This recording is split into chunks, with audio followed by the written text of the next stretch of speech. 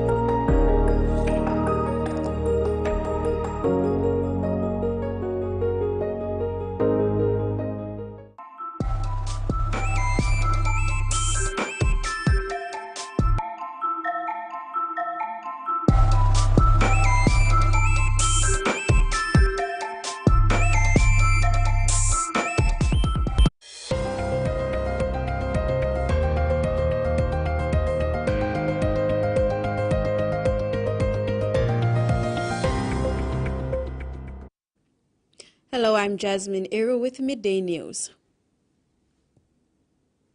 Governor-General of Papua New Guinea Grand Chief Sir Bob Dadai oversaw the signing ceremony of employment contracts for two newly appointed provincial administrators on June the 23rd. Alan Masil-Loss has been appointed as the provincial administrator of Eastern Highlands Province for a 4-year term, while Max Bruton assumes the role of provincial administrator for Morabit Province, also for a 4-year period. The National Executive Council officially announced and published these appointments in the National Gazette. Secretary of the Department of Personnel Management, Taya Sansan, acted as the state witness during the contract signing, marking the beginning of the respective tenures. The Lay Community College welcomed much-needed materials from an Australian registered charity called Project Yumi, which was presented by a non-profit organization and its partners. The New Guinea Good Samaritan Foundation presented desks, chairs, a wheelchair, secondary school textbooks and teachers' resource guides to the institution on Thursday. Brisbane-based Project Yumi, jointly supported by the Sir Brian Bell Foundation, donated and shipped much-needed school materials to the Lay Community College. The items were presented by the Lay-based New Guinea Good Samaritan Foundation, a non-for-profit organization that builds partnerships with other groups to address development issues. Handing over the materials on Thursday was its president, Nera Kame, who outlined the low literacy rate in the country due to inaccessibility and lack of resources.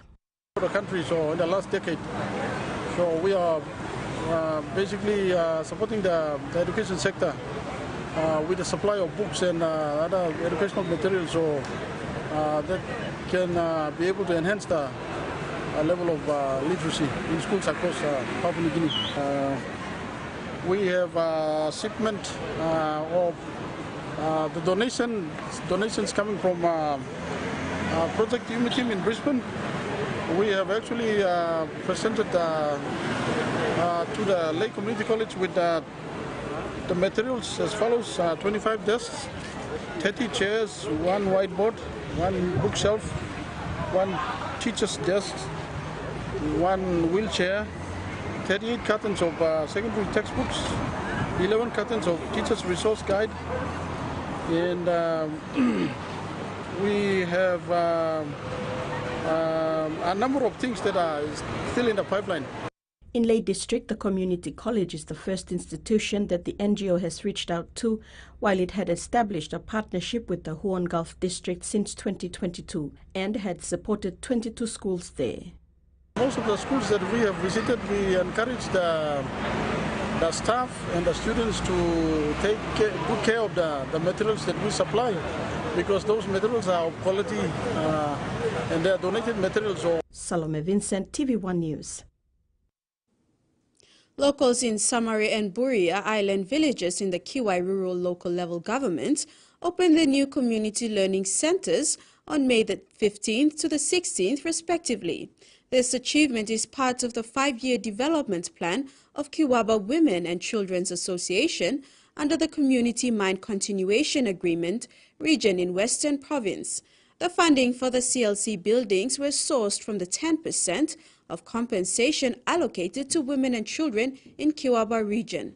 President of the association, Pahet David, said the learning centers will help the youth, women and children to undergo different life skills, training such as baking, sewing, leaders meeting, among others. The president encouraged her people to take care of the building. To all the women leaders from the North Fly, the Middle Fly and the South Fly, not forgetting our male counterparts who are behind our backs. God will bless you all. I'd like to thank our hardworking OTDF managements and staff in all different departments or sectors for the big help of this CLC building that is at the far end. The West New Britain provincial government has once again demonstrated its commitment to the School of Nursing by presenting its annual support. Governor Sasindran Muthuvel and Thalassia MP Freddie Kumai were present at the recent ceremony where they handed over a significant cheque of 200,000 kina to the school management. In addition to the provincial government support, Mr. Kumai pledged 100,000 kina from the Thalassia District Development Authority. He stressed the vital role of the institution in enhancing health services in the province and the future plans to help benefit the health services. The governor will be doing some presentation today, but I will commit 100,000 to be presented to you. And hopefully by next month, we have to get that formality plan. So we will assist with 100,000 just to start off with. And we got some listings for some students here as well. Yesterday we approved some school fee assistance of 1 million for Thalassia district. And some of these funds will be coming to our national college as well. That will be paid on top of the 100,000 that we provide to support our institutions. In regional news, the 5 people aboard a submersible missing near the Titanic wreck off the coast of North America died in what appears to have been a catastrophic implosion. A U.S. Coast Guard official says the deaths were confirmed after debris was found roughly 488 meters from the Titanic. An unmanned deep-sea robot deployed from a Canadian ship discovered the wreckage of the Titan on Thursday morning, about 488 meters from the bow of the century-old wreck, 4 kilometers below the surface. It is still unclear when the implosion occurred. Australian manufacturers and other big gas users says the federal government's intervention in the market has failed to ease cost pressures. Gas producers are finding ways around the price cap, leading to some big users paying more, and that flows through to what you pay at the supermarket. Cooking with gas has never been more expensive. The federal government's cap on prices hasn't made much of a difference to this restaurant. The prices for gas is concerned has virtually doubled. Even manufacturing businesses like this that aren't heavily reliant on gas are exposed to higher power prices because gas is known as a price setter in the electricity market. We've just rolled over into a new 2-year contract that's jumped to 16.8 cents a kilowatt, so almost 3 times what we were paying last year. To combat surging energy prices, the federal government introduced a cap on gas prices of $12 a gigajoule. But big gas users say they haven't always been able to secure contracts at that price. So we're hearing about gas contracts being offered at $20 per gigajoule. Energy analysts also say gas producers have intentionally withheld supply, while a mandatory code of conduct for the industry, due to be released next month, was thrashed out. In order to bully the government into getting a good deal on the price cap regulations, and forced local customers onto the spot market where the price cap doesn't apply. The design of the code now actually recognises that having a fixed price framework in place is not actually conducive to investment in new supply, and so the code does offer a framework of exemptions. Energy is a key driver of inflation. That's because when the cost of keeping the lights on and making things goes up, those price rises are passed on to consumers. Business leaders say that will put more pressure on the Reserve Bank to raise interest rates, which is the last thing they need. everyone is scratching their heads, how to survive and make sure they can continue, running their business. A gas price disaster those in power can't seem to solve. In sports, Popondetta Secondary School recently held its inter-house carnival with the theme Sports Build Long-Lasting Friendship.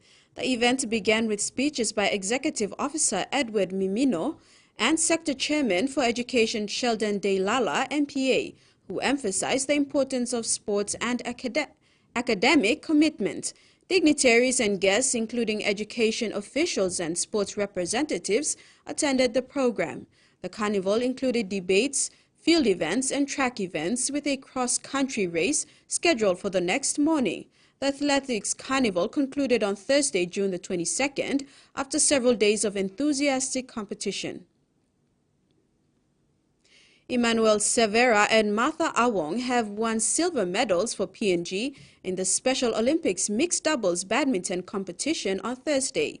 PNG lost to the much-fancied Chinese team 9 points to 21 in the first set and 6 points to 21 in the second set. The round-robin badminton competition concluded on Wednesday. PNG athletes at the Special Olympics Summer Games in Berlin got out of the contest strongly against Bulgaria in Game 1, winning both sets 21 to 13 points and 21 to 18 points respectively. In Game 2, PNG played Palestine.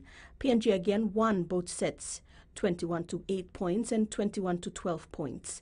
These two wins advanced the team to medal playoffs. In the gold medal playoff, PNG played against the much-fancied Chinese team, going down 9 to 21 points and 6 to 21 points to settle for the silver medal. A truly courageous effort from Emmanuel Severa and Martha Awong, as it was their first international competition and they get to go home with a medal each. This is also a first medal in badminton for PNG Special Olympics. The singles competition proper for both athletes is next. The duo will be looking to add another medal to the tally for PNG. Salome Vincent, TVWAN Sports. The OFC Women's Under-19 Championship kicked off in Lautoka, Fiji on Wednesday the 21st of June with 9 nations participating, including New Zealand. Day 3 matches continue today. Vanuatu got off to a perfect start to their OFC Under-19 Women's Championship 2023 campaign with a convincing 5-0 victory over Tonga in Lautoka in the opener of the tournament on Wednesday of the Group A matches. In the other group fixture, New Caledonia edged out Samoa 1-0 in a close encounter. 7 times defending champions New Zealand overcame a stern challenge from hosts Fiji to get their OFC Under-19 Women's Championship campaign off to a winning start, beating Fiji 3-0. Just were panicking a bit, so in the second half we're just focusing more and just playing the ball on the ground and just playing our game. A crucial opening victory for the defending champions New Zealand, while the hosts Fiji will take heart from their performance, especially in the first half. Our main focus is really on football and how to bring the best performance of the players on the pitch. On Thursday, the Solomon Islands struck first in Group C following a 1-0 victory over Tahiti. Papua New Guinea women played their first match today against New Zealand. Salome Vincent, TV1 Sports. And that ends the midday news. More to come at 6 this evening.